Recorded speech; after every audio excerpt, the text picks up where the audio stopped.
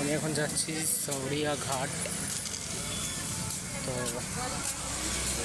তার আগে একটা হনুমান মন্দির পড়বে।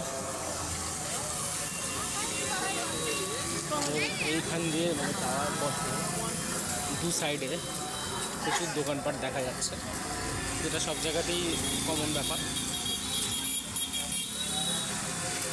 তো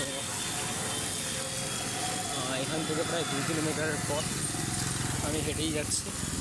আসার সময় কিছু একটা বুক করে নেবো, যাওয়ার সময় হনুমান মন্দিরটা দেখে যাবো। তো দুদিকে প্রচুর দোকানপাট আছে, কিছু কিনতে চাইলে এখান থেকে কিনতে পারে। তো আমার কাছে অত টাকা নেই হাতে, এখন আমি কিছু কিনছি না।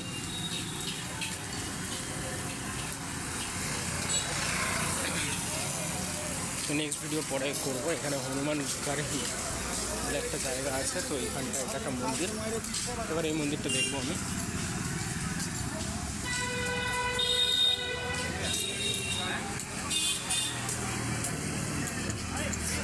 তারপরে এখান থেকে যদি পারি হেঁটে টোটোতে চলে যাবো।